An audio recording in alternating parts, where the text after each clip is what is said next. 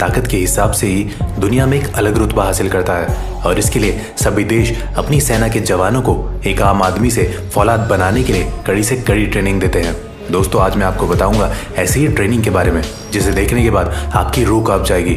और एक बात दोस्तों, इस वीडियो में मैं आपको पाकिस्तान की फोर्सेस की ट्रेनिंग के बारे में भी बताऊंगा, जिसे देखे बिना आप वीडियो को स्किप मत करना, क्योंकि भले ही पाकिस्तान की सेना को बार बार हिंदुस्तान की सेना ने मात दी हो, लेकिन पाक की सेना के जवानों को भी एक कठिन ट्रेनिंग के दौर से गुजरना पड़ता है। तो दोस्तों चलिए अब बिना देर किए आज का ये वीडियो शुरू करते हैं। नमस्कार दोस्तों, द मिस्ट्री आइलैंड पर आपका स्वागत है एक बार फिर से।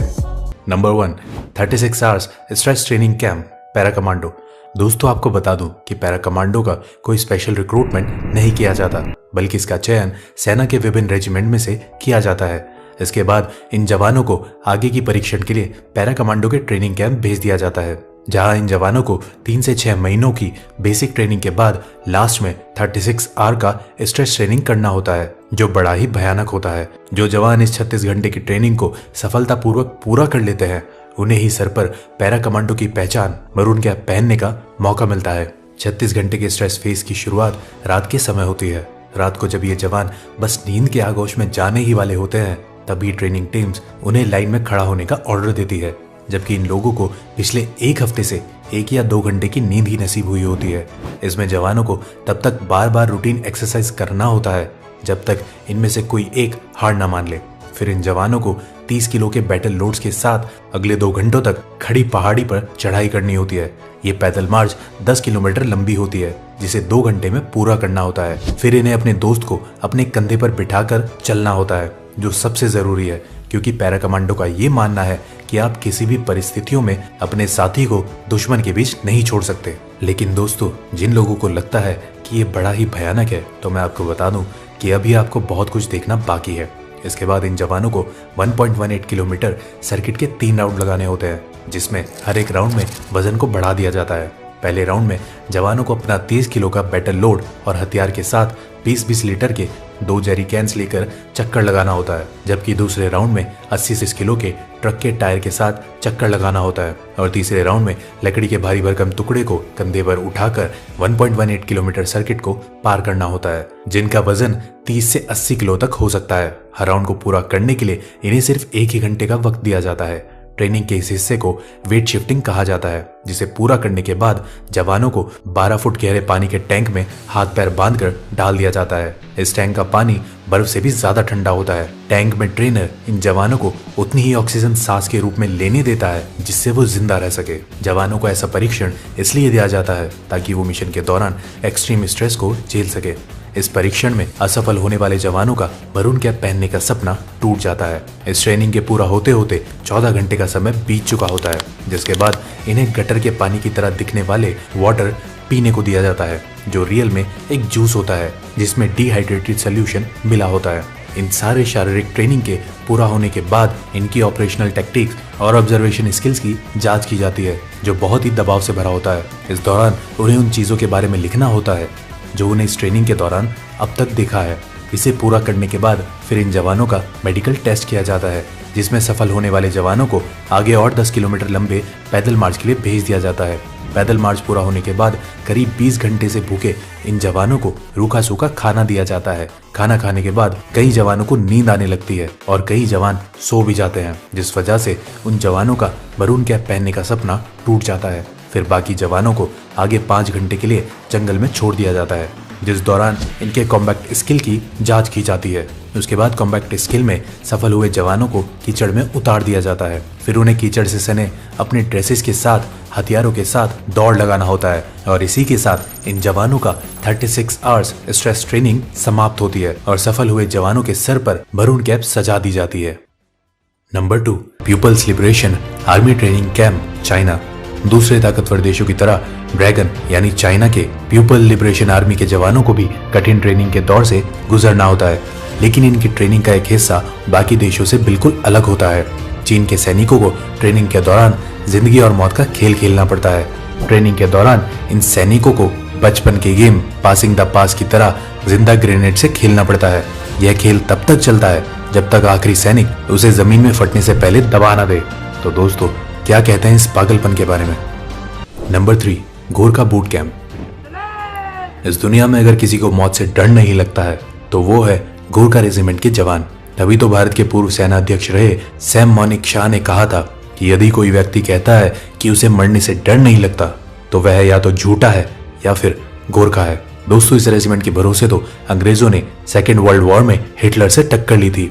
अपनी मिट्टी के लिए पलक झपकते ही जान कुर्बान करने को तैयार गोरखा जवानों की भर्ती के लिए हर साल बूट कैंप का आयोजन किया जाता है, जिसमें 10,000 से ज्यादा युवा शामिल होते हैं और फिर इन हजारों युवाओं में से कुछ 100 जवानों को कई टेस्ट के बाद आगे की ट्रेनिंग के लिए चुना जाता है। ऐसा नहीं है कि जो युवा बूट कैंप में चुन लिए गए वो गोरखा रेजिमेंट का हिस्सा बन चुके हैं। बूट कैंप में चुने गए युवाओं को इसके बाद भी कई तरह के टेस्ट से होकर गुजरना होता है। चुने गए युवाओं को ट्रेनिंग से पहले 25 किलो वजन के साथ पहाड़ी जैसी चढ़ाई वाले इलाके में करीब 1 घंटे की रेस में सफल होना अनिवार्य है, तभी वो आगे की ट्रेनिंग के लिए चुने जाते हैं। रेस में सफल होने वाले जवानों को कुछ बेसिक ट्रेनिंग देने के बाद उन्हें आगे की ट्रेनिंग के लिए बेस कैंप भेज दिया जाता है, जहां से ये जवान दुश्मनों के लिए काल बनकर ही बाहर निकलते हैं। गोरखाओं के बारे में कहा जाता है कि गोरखा जब एक बार अपना खूखड़ी निकालता है तो वह अपने दुश्मनों का खून बहाए बिना मैदान में नहीं जाता। और अंत में अगर आप सोच रहे हैं कि गोरखा आर्मी सिर्फ भारतीय आर्मी में ही है तो आप गलत हैं। नेपाल आर्मी और भारतीय आर्मी के गोरखा रेजिमेंट के अलावा ब्रिटेन आर्मी का गोरखा ब्रिगेड बहादुरी के लिए मशहूर है। अपनी बहादुरी से गोरखा पलटन ने हिंदुस्तान के लिए कई युद्ध जीते हैं। Number 4, Vietnam special forces training camp. Vietnam special forces People's Army of Vietnam के लिए काम करता है, जिसके जवानों की ट्रेनिंग की शुरुआत इन कांटेदार बारों पर नंगे पांव चलने से होती है। फिर इन जवानों को एक एक कर इन नुकीले बारों पर लिटा दिया जाता है, जिसके ऊपर से बाकी के जवान चलकर उसे पार करते हैं। इस तरह की ट्रेनिंग पूरी होने के बाद इन जवानों को शारीरिक रूप से मजबूत बनाया जाता है, जिसमें इन जवानों के हाथ, पैर, सर और कंधों पर पत्थर रखकर उसे हथौड़े से तोड़ा जाता है। इसके बाद इन जवानों को नुकीले कील पर नंगे पीठ के बल लिटा दिया जाता है। फिर उनकी चेस्ट पर एक बड़ा सा पत्थर रखकर उसे हथौड़े से तोड़ा जाता है। इस ट्रेनिंग के दौरान कई सैनिकों के बैक साइड लहूलुहान भी हो जाते हैं, लेकिन ये उफ तक नहीं करते। ये तो कुछ भी नहीं था, ये देखिए इनके ऊपर किस तरह इन धारदार चाकुओं को ऊपर से गिराया जाता है, लेकिन इनका शरीर इतना सख्त हो चुका है कि ये चाकू भी इनका कुछ नहीं बिगाड़ पाते। जबकि ये चाकू इतने तेज होते हैं कि किसी भी चीज का एक ही वार में 2 टुकड़े कर दे। फिर इन जवानों को ट्रेनिंग के दौरान नंगे पांव शीशों के टुकड़े पर भारी वजन के साथ चलाया जाता है। दोस्तों, अगर इतना कुछ देखकर आपके रोंगटे खड़े हो गए हैं तो मैं आपको बता दूं कि ये तो कुछ भी नहीं था, क्योंकि इसके बाद ही इन जवानों की असली ट्रेनिंग शुरू होती है। तो दिल थाम लीजिए और ये देखिए कि कैसे नंगी तलवार पर लिटाकर इन सैनिकों के चेस्ट के ऊपर एक बड़े से पत्थर को रखकर हथौड़े से तोड़ा जा रहा है। फिर ये देखिए किस तरह वियतनाम स्पेशल फोर्सेस के जवान गर्दन के बल एक लोहे की रॉड को क्षण भर में मोड़ देते हैं और फिर उसे कैसे अपने गर्दन से बाहर निकालते हैं। इन सारी ट्रेनिंग को पूरा करने के बाद इन जवानों का शरीर लोहे से भी सख्त हो जाता है। अगर आपको विश्वास नहीं हो रहा है तो ये वीडियो देखिए।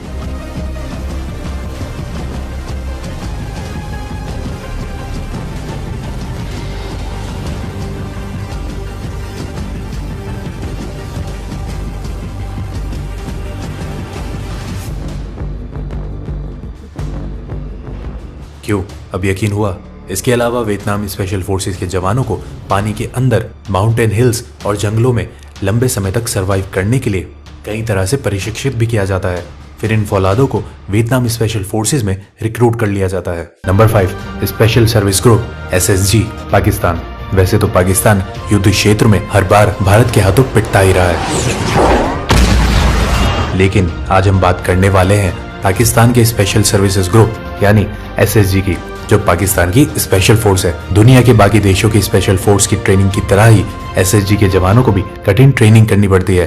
ट्रेनिंग की शुरुआत 12 घंटों में 36 मील और 50 मिनट में 5 मील की दौड़ के साथ होती है। फिर इन्हें कई तरह के हथियारों को चलाने की ट्रेनिंग दी जाती है। जब SSG के जवान हथियार चलाने में निपुण हो जाते हैं तो फिर इन्हें जंगलों, पहाड़ों और पानी के अंदर सर्वाइव करने की ट्रेनिंग दी जाती है।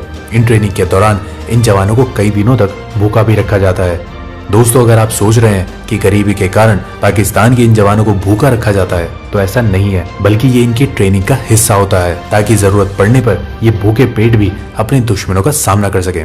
तो दोस्तों, अब तो आप समझ ही गए होंगे कि क्यों देश की सुरक्षा में लगे जवानों का हौसला इतना बुलंद होता है। और अगर हमारी ये वीडियो पसंद आई हो तो ज्यादा से ज्यादा लाइक और शेयर करें। साथ ही अगर अभी तक आपने हमारे चैनल को सब्सक्राइब नहीं किया है तो तो उसे अभी सब्सक्राइब कर लें। आज की वीडियो में बस इतना ही। अब हमें इजाजत दीजिए। आपका बहुत बहुत शुक्रिया।